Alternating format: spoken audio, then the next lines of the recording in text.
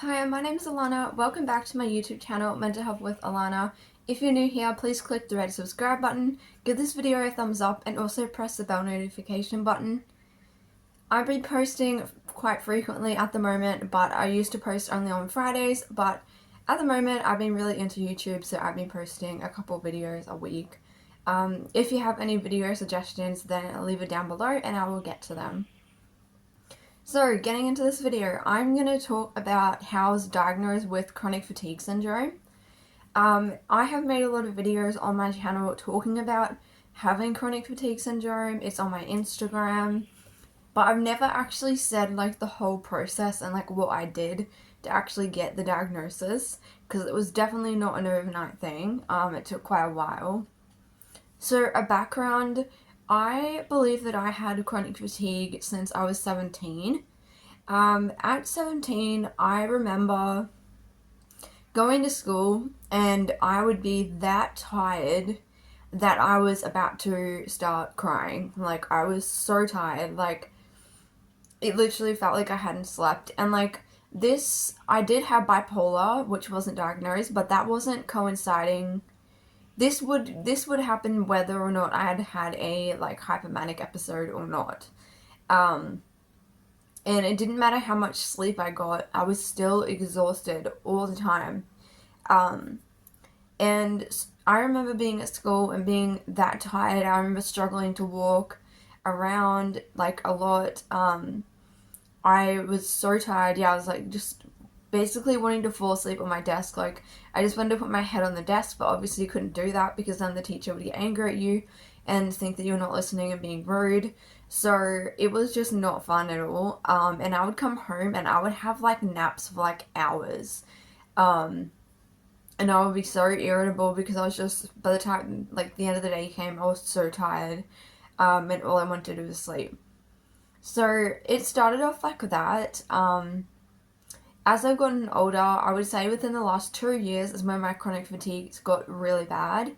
And I started having episodes where for weeks and weeks at a time, I could barely get out of bed, I could barely shower, I couldn't cook like my own food. Luckily, I live at home at the moment, so my mom would cook. Um, Things like trying to wash my hair, like lifting my arms, even like just lifting any body part. My legs started to have major issues where I had severe weakness, and just like fatigue. Like it felt like I was walking through water. It felt like I had just run a marathon.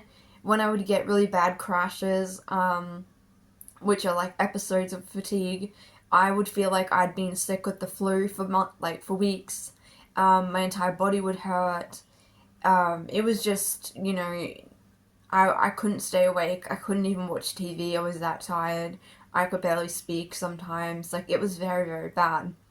Now, I had known only one other person in my life who had chronic fatigue, and when I spoke to her, a lot of my symptoms, she had it severely, like, really bad. Like, I've never actually heard of anyone having it that badly, but she had other health issues going on too. But she was explaining what she goes through, and everything was like, oh my gosh, like this is exactly what I think is happening with me.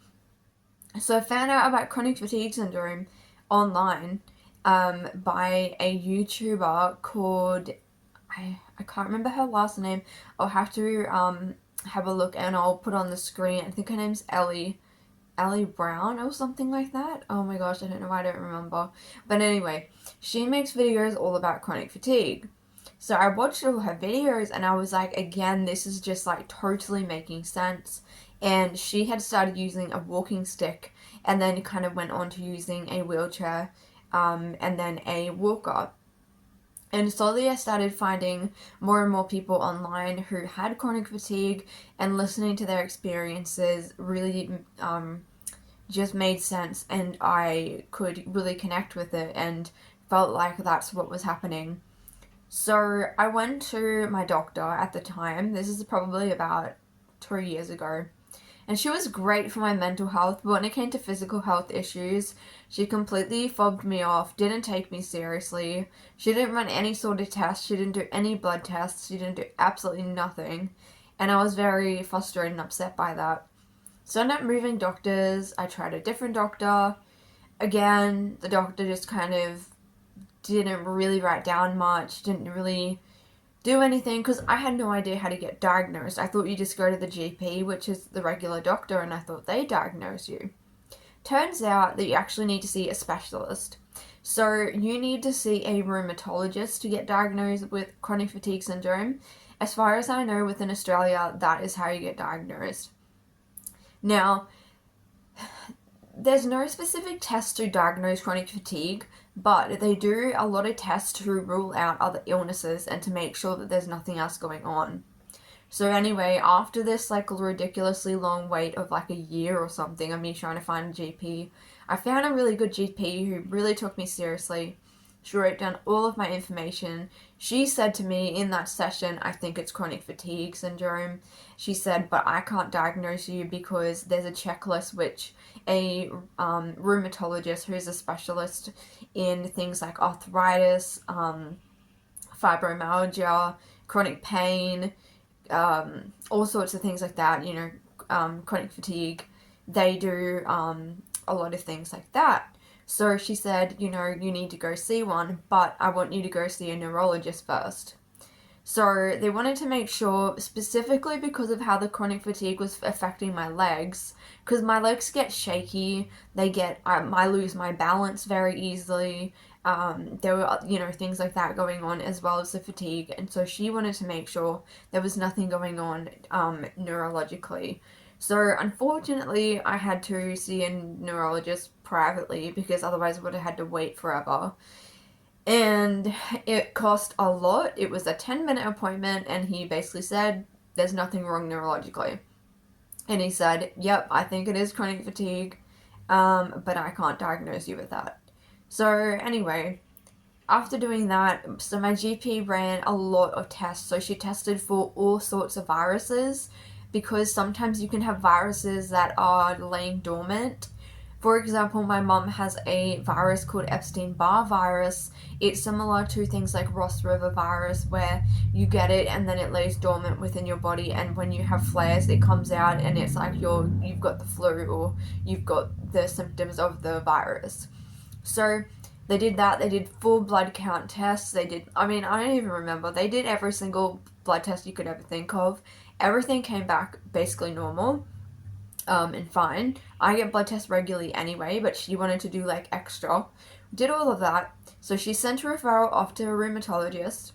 I went and saw the rheumatologist. The rheumatologist asked me basic questions about my issues, what was happening. He wrote down absolutely everything. He asked me what it looks like when I have a chronic fatigue crash, explained it to him all.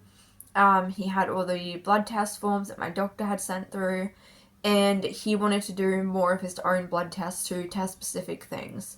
I don't know what they were. I don't have the blood test results and probably wouldn't understand them, but he did his own blood tests to test multiple things. Now, again, there was one tiny thing which came up as quite high, but it wasn't to do with chronic fatigue, and so he just repeated the blood test in a few weeks and it had gone back down. So whatever it was kind of just a bit of a blip. The other thing that he made me do was get a ultrasound on a certain part of my body because the nodules in that area seem to be a bit large. But again, I went and got that done, and he said there's nothing wrong there. He's not really sure why some of them were a bit larger than normal, but he said it was all good, nothing related to chronic fatigue.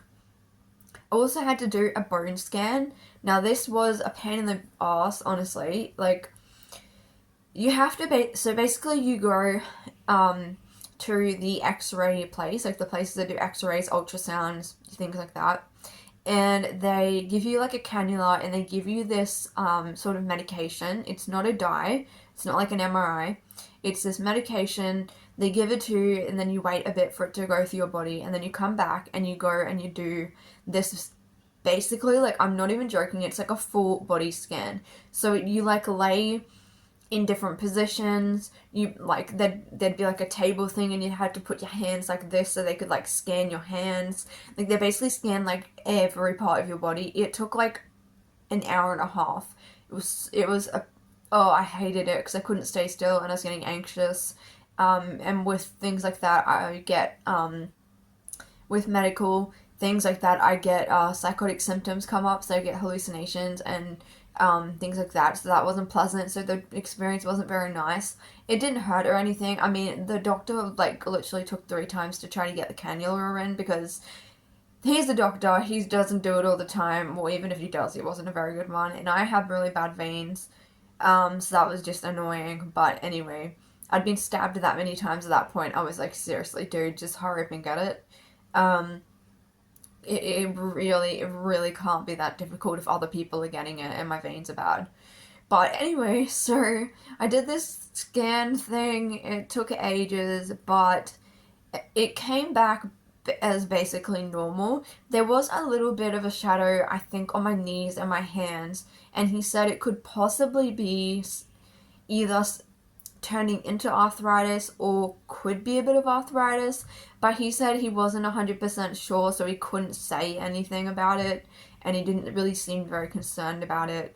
I do have, my mum does have arthritis, and her mum has it, so her biological mum does have it, so obviously that could be something that could happen in the future, but hopefully not.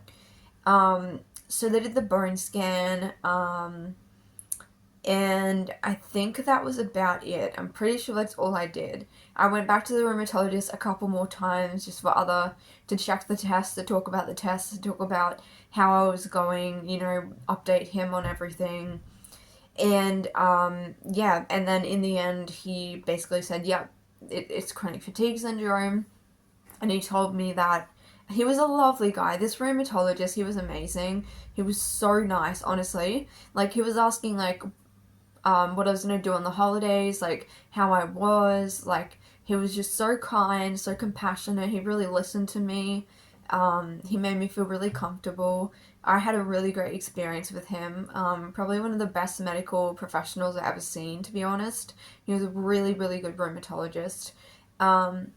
And yeah, he told me basically that obviously there's nothing that they can do in regards to healing or treating chronic fatigue.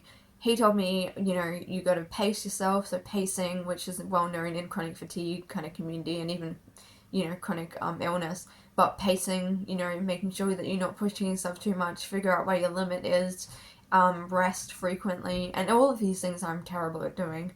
And he was saying that, this is just something you're going to have to learn to live with, but you can still live with it and live a full life. But he was saying that you just got to figure out what's what symptoms are leading up to a flare, or when I think I'm going into a flare, or things like that. And he was totally agreed with me with the use of mobility aids, and he said that was great. I told him how to use a walking stick and a walker. In the future, I'm really hoping to get an electric wheelchair, but that's not financially possible right now. So, yeah, so that was my experience. That's how I got diagnosed. I don't know if it's been different for other people. It might be different in different countries, but yeah, for here in Australia, and in particular, I live in Queensland, so that's how it works. Could be different in different states, but I doubt it because our healthcare system is pretty mainstream across all states. It doesn't change. But yeah, that's how I got diagnosed, and I thought that might be interesting just in case anybody is wondering how to get diagnosed or what the process is. So yeah, thank you guys for watching, and I'll see you in my next video.